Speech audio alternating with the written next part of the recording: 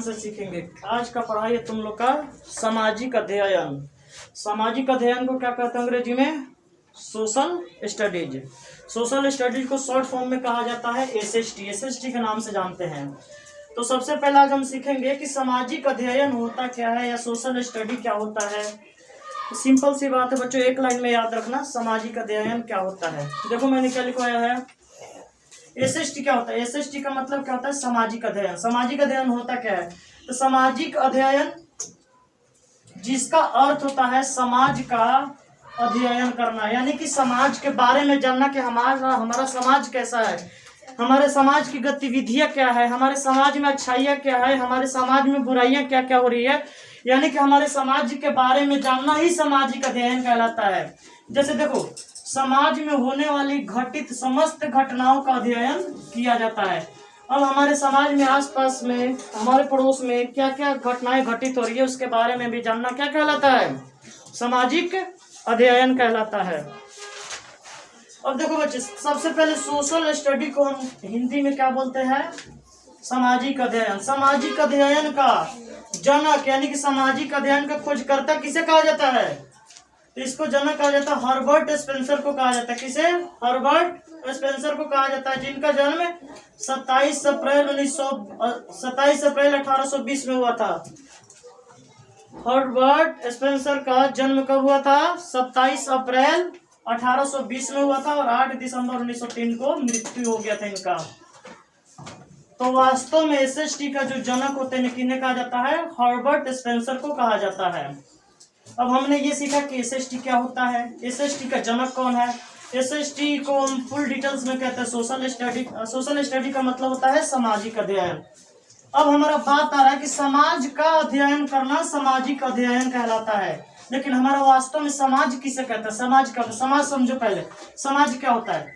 समाज किसे कहते हैं? दो या दो से अधिक विभिन्नता वाले समूह को, जो संगठित स्वरूप को समाज कहते हैं। कहने का मतलब कि दो या दो से अधिक जहां पर अलग अलग धर्म के लोग रहते हैं, अलग अलग पहनावा पहनने वाले लोग रहते हैं, उन्हें क्या कहा जाता है? समाज।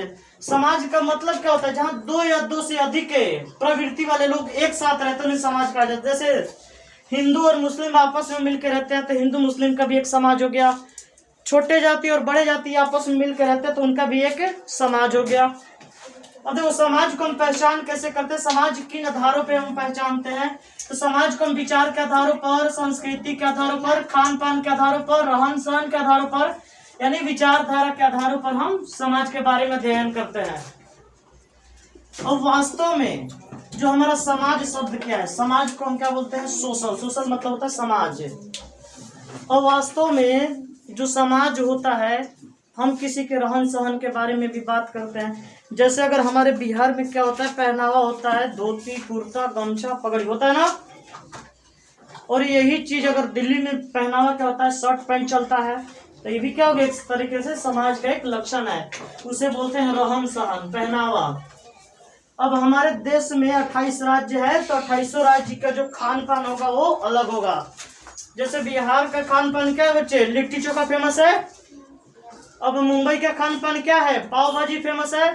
दिल्ली का क्या है? छोले भटूरे फेमस है। तो उसी तरीके से हर जो अपने अपने समाज का खान पान भी अलग अलग होता है। अब देखो बच्चे, सबसे पहले एसएसटी का पहली बार पढ़ाई यानी कि पहली बार खोज कब हुआ था? तो 19वीं सदी में 1820 में हुआ था ब्रिटेन में। अब ये याद रखना बच्चों कि एसएसटी यानी सोशल स्टडी यानी कि सामाजिक अध्ययन सबसे पहले कब पढ़ाया गया था? तो ये याद रखना 1820 में पढ़ाया गया था। कब? ब्रिटेन में हुआ था, यानी कि इंग्लैंड में हुआ था 1820 में। लेकिन अमेरिका में कब हुआ था? तो 1892 में पढ़ाया गया था सामाजिक अध्ययन। तो मुख्य उद्देश्य क्या होता है? तो छात्रों को वर्तमान स्थिति से अवगत कराना तथा कौशलों का विकास करना एवं साथ में राष्ट्रीय अखंडता तथा अंतर्राष्ट्रीय समझ का विकास करना हमारा क्या कहलाता है? सामाजिक अध्ययन। और बच्चों को इसलिए सामाजिक अध्ययन के बारे में बताया जाता है ताकि वो अपने कौशल से पूर्ण रूप से जान सके कि उनके अंदर में कौन कौन सा विद्या नहीं, उनके शारीरिक कौशल कौन कौन सी होती है, उसे कहा जाता है सामाजिक अध्ययन। और क्या छात्रों को और भी बताया जाता है, वर्तमान स्थिति के से अवगत कराया जाता है कि हमारे देश में क्या चल रहा है, क्या नहीं चल रहा है, देश दुनिया में क्या चल रहा है, हमारा देश दूसरे देश से किस चीज का व्यापार करता है, किस चीज सामान मंगवाता है, कौन सा सामान प्रदान करता है, उसके बारे में सामाजिक अध्ययन करते हैं। और देखो जो सामाजिक अध्ययन को कितने भागों में बांट के पढ़ते हैं, ध्यान से सब समझना। सोशल स्टडी को 5 भागों में बांट के पढ़ा जाता है। पहले नंबर पर इतिहास, दूसरे नंबर पे भूगोल, तीसरे नंबर पे अर्थशास्त्र, चौथे नंबर पे नागरिक शास्त्र और 5वें नंबर पर होता है समाज शास्त्र, जिसे कहा जाता है सोशोलॉजी। और सोशोलॉजी को ही हमारा सोशल स्टडी कहा जाता है। सोशोलॉजी कोई अलग से सब्जेक्ट नहीं होता बच्चे, सोशोलॉजी शब्द से ही हमारा सोशल स्टडी निकला है, जिसे हम बोलते हैं सामाजिक अध्ययन। तो हम मुख्यतः सिर्फ 4 प्रकार के पढ़ेंगे, history, geography, economics and civics. अब देखो बच्चों, हिस्ट्री यानी इतिहास का जनक किसे कहा जाता है? हेरोडोटस को। इतिहास का जनक किसे कहते हैं? हेरोडोटस को। हेरोडोटस ये कब आए थे? 425 ईसा पूर्व में इतिहास का जनक मिल गए थे। उसके बाद देखो भूगोल, भूगोल का जनक किसे कहा जाता है? इरेटोस्थनीज को। ये ध्यान रखना बच्चों, भूगोल का जनक कौन है? इरेटोस्थनीज। हाँ, इरेटोस्थनीज ने भूगोल का खोज भी किए, भूगोल के बारे में बताया। जनक मतलब होता है पिता।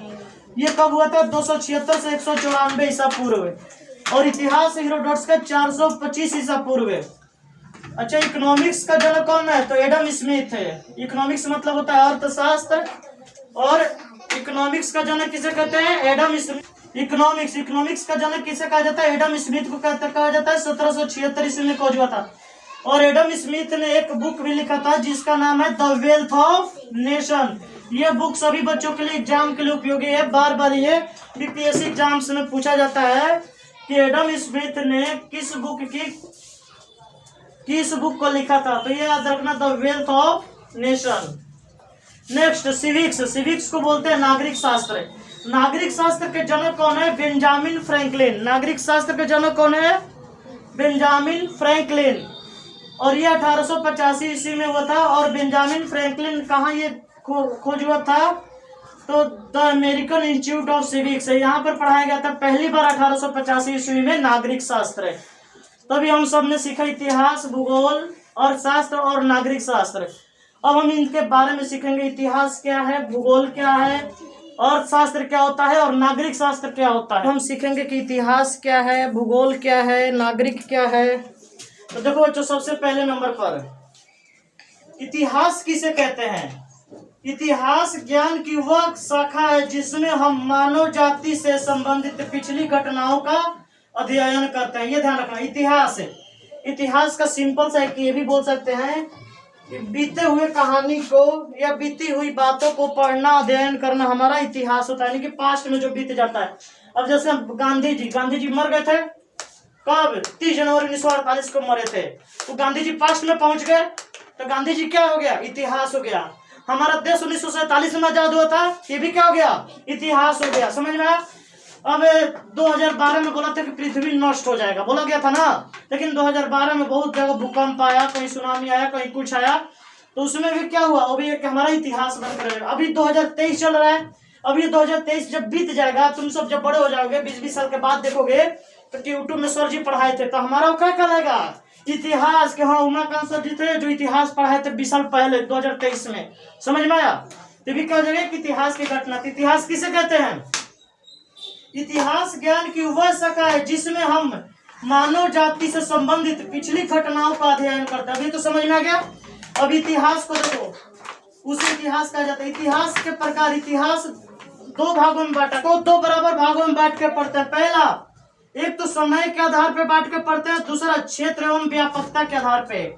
और समय क्या होता है? अब जो भी इतिहास का अध्ययन करेंगे तो 2 तरीके से बांट के पढ़ते हैं। पहला, यानी एक होता है प्राचीन समय यानी कि पुराना, मध्ययुगीन इतिहास यानी कि बीच वाला इतिहास, और आधुनिक इतिहास यानी कि जो आज से पिछले जो चल रहा होगा। समझ में आया? यानी कि समय के आधार पर इतिहास को 3 बराबर भागों में बांटा गया। कौन कौन सा? प्राचीन इतिहास, मध्ययुगीन इतिहास और आधुनिक इतिहास। और क्षेत्र एवं व्यापकता के आधार पर इतिहास कितने भागों में बांटा गया? देखो, एक आर्थिक इतिहास, बौद्धिक इतिहास, राजनीतिक इतिहास, सामाजिक इतिहास, सांस्कृतिक इतिहास, धार्मिक इतिहास संवैधानिक इतिहास और राजनयिक इतिहास, यानी कि क्षेत्र एवं व्यापकता के आधार पर 8 बराबर भागों में बांट के पढ़ते हैं, लेकिन समय के आधार पर 3 बराबर भागों में बांट के पढ़ते हैं। देखो इतिहास समझ में आ गया। इतिहास क्या होता है? जो भी हम घटनाओं को, जो हमारा बीत चुका है घटना, उसके बारे में जब हम अध्ययन करते हैं तो हमारा क्या होता है? इतिहास कहलाता है। इतिहास को 2 बराबर भागों में बांट कर पढ़ते हैं। कौन कौन सा? एक तो समय के आधार पर और दूसरा व्यापकता या क्षेत्र के आधार पर। समझ में आ गया। अब देखो बाबू, भूगोल समझेंगे कि भूगोल क्या होता है। ध्यान समझना सब। भूगोल वह शास्त्र है जिसके द्वारा हम पृथ्वी की आंतरिक और बाहरी भाग का अध्ययन करते हैं। अब मान लो कि हमारा एक पृथ्वी है, भूगोल क्या हो गया? पृथ्वी। अब देखो बच्चों ध्यान से, ये पृथ्वी है, तो पृथ्वी के आंतरिक भाग क्या होता है? जो इसके अंदर का, यानी पृथ्वी को खोलेंगे और खोल के जब हम देखेंगे इसके अंदर में क्या क्या, सोना है, चांदी, हीरा, मोती, पानी, कहने का मतलब खोलने के बाद जब हम देखेंगे इसके हमारे अंदर में क्या क्या पृथ्वी के, समझ में आया? तो उसे कहा जाता है आंतरिक। और उसे पृथ्वी के बाहर, यानी कि पृथ्वी के ऊपर, पृथ्वी के ऊपर समुद्र होता है, नदियां होता है, झरना होता है, पर्वत होता है, पहाड़ होता है। समझ में आया? तो आंतरिक मतलब अंदर का और बाहरी मतलब ऊपर का, यानी कि आंतरिक और बाहरी भाग का अध्ययन करेंगे, उसे हम भूगोल कहते हैं। समझ में आ गया। और जैसे में क्या दिखाया है, पहाड़, देश, महादेश, वन, झील, समुद्र, ये सब क्या होता है? भूगोल का एक हिस्सा है। देखो अब भूगोल कितने प्रकार का होता है? भूगोल 2 प्रकार का होता है, भौतिक भूगोल होता है और मानव भूगोल। भौतिक भूगोल में क्या क्या पढ़ते हैं? देखो भौतिक भूगोल का जनक किसे कहा जाता है? तो पोलिडोनियस को कहा जाता है। कौन है जनक? पोलिडोनियस से। अब भौतिक भूगोल में क्या क्या पढ़ते हैं? वायुमंडल पढ़ते हैं, जल मंडल पढ़ते हैं, स्थल मंडल पढ़ते हैं और जैव मंडल पढ़ते हैं। ये हमारा भौतिक भूगोल हो जाता है। मानव भूगोल क्या होता है? मानव भूगोल का जनक किसे कहा जाता है? पहले ये समझेंगे हम। देखो तो मानव भूगोल का जनक कहा जाता है फ्रेडरिक रेटजेल को। किसे कहा जाता है? मानव भूगोल का जनक फ्रेडरिक रेटजेल। अब इसमें क्या क्या हम पढ़ते हैं मानव भूगोल में? तो मानव की उत्पत्ति के बारे में पढ़ेंगे, मानव की प्रजातियों के बारे में पढ़ेंगे, प्राकृतिक संबंधित हम पढ़ेंगे। समझ में आ गया? यानी अभी मैंने भूगोल के बारे में सीखा कि भूगोल क्या होता है, पृथ्वी के अंदर और पृथ्वी के बाहर की चीजों को हम पढ़ेंगे, उसे भूगोल कहते हैं। भूगोल 2 प्रकार से पढ़ा जाता है, भौतिक भूगोल और मानव भूगोल। समझ में आ रहा? क्लियर? अब हम बात करेंगे अर्थशास्त्र क्या होता है। देखो अर्थशास्त्र एक सामाजिक विज्ञान है जो वस्तुओं और सेवाओं के उत्पादन, वितरण एवं व्यय तथा उपयोग के बारे में हम अध्ययन करते हैं, यानी कि उसके बारे में हम पढ़ते हैं। देखो अर्थशास्त्र को अंग्रेजी में इकोनॉमिक्स कहा जाता है। अब अर्थशास्त्र एक ऐसा विज्ञान है जो वस्तु एवं सेवाओं के उत्पादन के बारे में पढ़ते हैं। जैसे देखो जहां रुपए पैसे लेन देन की बात आ जाए, वो समझने को अर्थशास्त्र के बारे में बात कर रहे हैं। समझ में आया? हम दुकान पे जाते हैं, दूध खरीद के लाते हैं, तो हम क्या हो जाते हैं? और हम हो जाते हैं उपभोक्ता। क्या हो जाते हैं? उपभोक्ता, कस्टमर हो जाते हैं ना। तो कस्टमर ये सब किसी में आ जाएगा? अर्थशास्त्र में आ जाएगा। जहां पे हम खर्च की बात करें, उपयोग के यूज की बात करें किसी भी वस्तु को, जहां रुपए से लेन देन की बात की है, जो हमारा अर्थशास्त्र कहलाएगा। देखो अर्थशास्त्र 2 प्रकार का होता है। कौन कौन सा? एक व्यष्टि अर्थशास्त्र होता है, दूसरा समष्टि अर्थशास्त्र होता है।